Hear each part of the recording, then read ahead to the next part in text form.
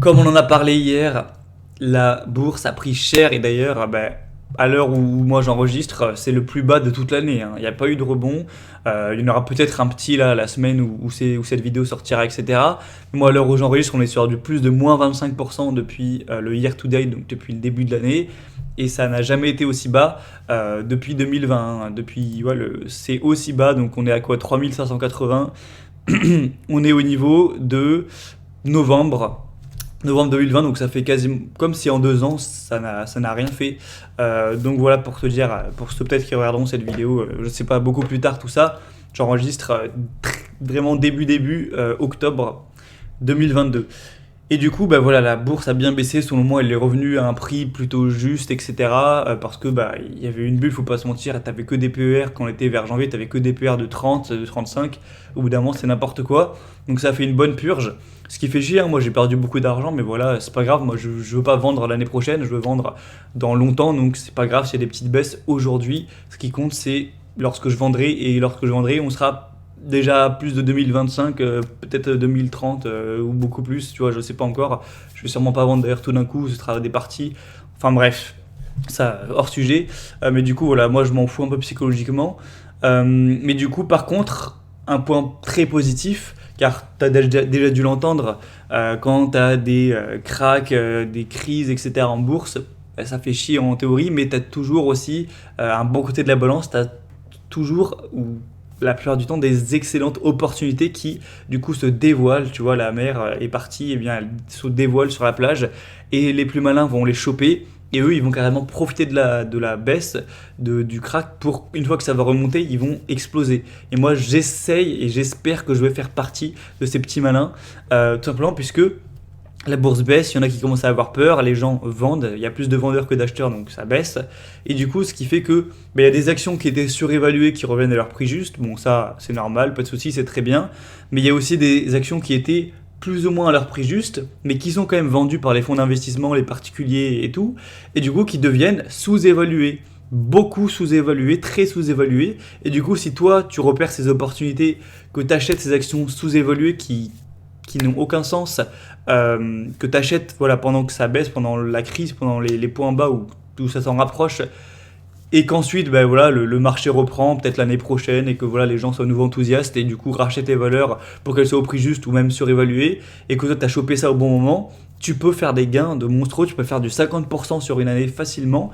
Bon après, pas sur tout ton portefeuille puisque tu vas pas mettre tout ton argent sur ce risque, à part si t'es un peu une tête brûlée, donc tu vas pas faire 50% sur tout ton portefeuille normalement, mais en tout cas c'est plutôt intéressant. Et petite chose à noter, j'ai oublié de le dire hier dans la vidéo, mais au niveau des maths simples, il y a eu moins 25% à l'heure actuelle, mais il faut se dire que quand on sera revenu au plus haut, peut-être dans 2 ans, peut-être, ou dans même un an simplement, moi je pense voilà, d'ici allez, 2 ans max, eh bien, ça va pas faire une hausse de 25% sur ton portefeuille pour revenir au plus haut. Si tu as un tracker SP500 par exemple, ça va faire plus 33%. Parce que ta 100, ça passe moins 25 à 75. Pour par contre revenir de 75 à 100, c'est pas plus 25%. Plus 25%, ça fait moins. Pour revenir de 75 à 100, il faut faire une hausse de 33%. Donc dis-toi que là, ton portefeuille, si ça revient au point haut, ça fera plus 33%. Et perso, moi, si je fais 33% sur tout l'argent que actuellement j'ai en bourse, même si je pense que je vais faire plus, puisque à mon avis, je vais faire bien mieux que le marché, ça fait du fric, hein, ça fait plaisir. Et du coup, voilà, je te disais qu'il y a des opportunités qui commencent à se dévoiler, qui peuvent être très intéressantes. Et je vais pas faire le rat aujourd'hui, je vais t'en partager une très clairement, gratuitement sur YouTube. Laisse-moi boire un petit côté puisque j'ai la gorge qui est un peu prise, hein, ces derniers jours. Je vais te donner un exemple d'entreprise qui pour moi commence à être très intéressante. Alors attention, ça veut pas dire qu'il faut forcément l'acheter tout de suite, mettre tout dessus, hein, bien sûr que non. Ça peut encore baisser si la bourse, la psychologie est encore négative, elle va être de plus en plus dévalorisée, etc. Malgré sa valeur qui, elle, ne change pas, puisqu'elle a des bons résultats. Mais donc ça peut continuer à baisser, mais par contre quand ça remontera, ça va remonter fort, ça je peux te le dire. Donc je te donne un exemple, même si j'en ai plein sur mon portefeuille, hein, j'investis pas sur une entreprise, j'ai des ETF et alors ça a changé récemment, je crois que là j'ai 27, il me semble 27 entreprises Ouais, je crois que c'est ça. Donc tu vois, c'est pas mal. C'est qu'une sur les 27. Mais voilà, je te la dévoile clairement. Cette entreprise, elle s'appelle Malibu Boats. Donc c'est une entreprise, comme son nom l'indique, qui construit des bateaux, qui est basée aux États-Unis. Donc des bateaux de plaisance, hein, c'est pas des gros bateaux, des catamarans, c'est voilà, plutôt des petits bateaux de plaisance, etc. On va pas rentrer en détail sur ces entreprises, mais voilà, c'est quand même c'est une petite entreprise par rapport aux capitalisations boursières, car elle pèse moins d'un milliard maintenant qu'elle a baissé, moins d'un milliard. Mais bon, c'est pas la petite boulangerie du coin, ça reste une grosse entreprise qui fait presque 1 milliard d'euros. Mais du coup, cette entreprise, pour moi, elle est sous-valorisée. Je vais t'expliquer pourquoi en te parlant un petit peu des ratios financiers. Déjà, le premier point, on voit le PER, donc qui est le cours sur bénéfice. Si pour toi c'est du charabia que tu comprends pas, j'ai fait une vidéo sur le sujet, renseigne-toi, mais au bout d'un moment, je vais pas le réexpliquer à chaque fois. On a un PER de 6. Ça veut dire que l'entreprise, avec ses bénéfices actuels, en seulement 6 ans, elle peut avoir assez de bénéfices nets pour se racheter. Donc, faut savoir que un PER en bourse, souvent, en moyenne, c'est plutôt vers 15, vers 20. Ça dépend des périodes. Même quand il y avait encore la bulle en tout début de l'année, c'était même plutôt vers 25. Donc 6, c'était très intéressant, c'est même très bas. Donc déjà, c'est un bon point, on se dit, ah, intéressant. Après, il ne faut pas regarder que le PER. Parce que le PER, voilà, c'est pas suffisant. Il faut voir si l'entreprise fait des bénéfices. Et ça, tu peux le voir très simplement. Regarde, moi, je vais aller sur un site qui s'appelle Investing. Donc, c'est un site pour voir les ratios financiers. Il y en a plein d'autres. Hein. C'est pas un placement de produit ni rien. Tu peux en voir absolument plein. Des sites comme ça, hein. Il y a Zone Bourse, il y en a plein. Il y a Morningstar et compagnie. Donc, quand tu descends pour voir les résultats, tu vois que la part nette, donc les bénéfices, 14 millions, 18 millions, 28 millions, 27, 66 millions, 61, 109 millions. Et là, pour les résultats trimestriels, je sais plus, qui a eu, c'est porté pour au moins faire aussi bien qu'en 2021, voire même peut-être faire plus, à voir. Donc en tout cas, c'est bien au niveau des bénéfices. Ensuite, quand tu regardes au niveau des autres ratios financiers, par exemple, alors là, je sais que je vais perdre tout le monde, mais je vais faire une formation sur le sujet, sur l'analyse fondamentale d'action. Ça devrait sortir, je pense, en novembre. Donc d'ici un mois pour que je prépare tout, que ce soit vraiment nickel et propre. Mais j'ai déjà commencé, pour te dire, il y a plusieurs semaines, à préparer cette formation, à commencer à créer du contenu, de plans et tout. Donc voilà, ce sera de longue haleine, mais je ferai une formation sur l'analyse fondamentale. Mais pour ceux qui vont connaître plus, je vais en parler un petit peu. Le cours sur flux de trésorerie, donc ça c'est l'argent disponible en cash de la boîte. Qui est liquide, qui est disponible par rapport à sa valeur totale. Et là, on a un ratio de 6. Ça veut dire que l'entreprise qui vaut environ 1 milliard, elle a un sixième d'un milliard, donc ce qui représente environ 170 millions, 160 millions en cash, comme ça disponible. Donc elle va pas faire faillite, c'est pas demain la veille. Si elle a des problèmes, qu'elle perd de l'argent ou quoi, qu'il y ait des problèmes, elle a 160 millions en cash, alors qu'elle vaut qu'un milliard.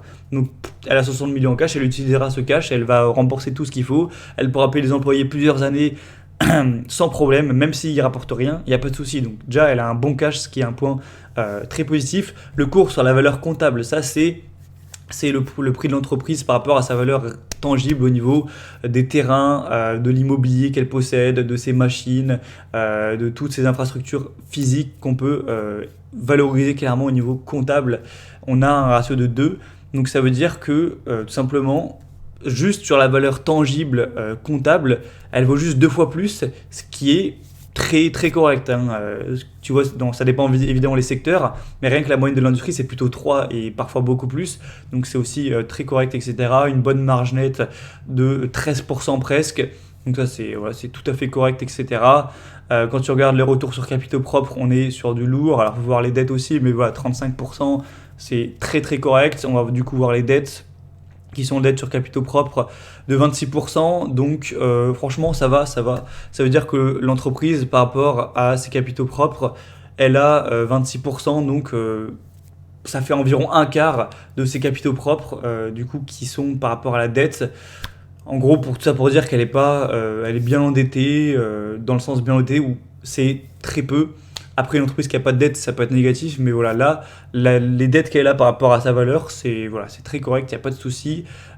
Du coup, si tu vois, bon, je vais peut-être pas rentrer trop en détail, mais sur les autres ratios, etc., tu as quasiment tout qui est vraiment très correct au niveau même de la liquidité. Tout ça pour dire que c'est une boîte qui peut continuer à baisser. D'ailleurs, d'une certaine manière, j'espère qu'elle va continuer à baisser pour pouvoir vraiment l'acheter encore plus.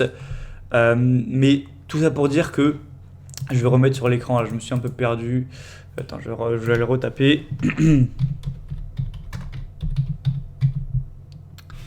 Hop, en bourse. Actuellement, du coup, l'action coûte 48 dollars. Voilà, 48 dollars à l'heure où j'enregistre.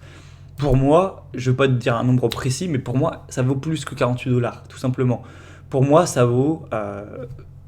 Franchement, je dis ça un peu au pif, mais pour te donner un ordre d'idée, pour moi, ça devrait valoir peut-être 70 dollars à l'action, mais au moins 70 dollars, au moins 65, grand minimum. Donc, si la psychologie reste négative, ça va continuer à baisser. Mais le jour où ça va se retourner et que on va redonner un peu plus optimiste et qu'il y aura des acheteurs, quand ils vont voir cette action qui rapporte encore plus de bénéfices à ce prix-là, ça va être acheté. Et crois-moi que ça va remonter. Dans 1 an ou 2 ans, je te ferai peut-être une vidéo réponse review de celle-ci. Et à mon avis, je vais faire du bon bénéfice avec ces entreprises. Je vais peut-être me faire à 50% plutôt rapidement. Donc voilà, et c'est un exemple parmi plein d'autres. J'en prends pas une seule puisque c'est trop risqué, si je peux me tromper et si je perds tout, je suis dans la merde. Mais du coup, en prenant une vingtaine d'entreprises sur tout mon patrimoine boursier, je vais forcément avoir des bonnes pépites, aussi des échecs, hein, mais des bonnes pépites qui vont me permettre de faire bien mieux que le marché. Donc reste positif, dis-toi que la baisse de la bourse, c'est des opportunités. D'ailleurs, si tu suis l'email qui va sortir dimanche, tu verras une technique qui, moi, me permet d'être aussi enjoué et optimiste dans cette période. Vraiment, tu le vois, hein, je suis bien de bonne humeur malgré toutes ces baisses. Donc, si tu n'es pas inscrit à la liste email, inscris-toi maintenant, sinon tu vas louper l'email et tous les suivants. Donc, tu rates une bonne partie du contenu très qualitatif, donc c'est bien dommage. Alors, inscris-toi, c'est gratuit.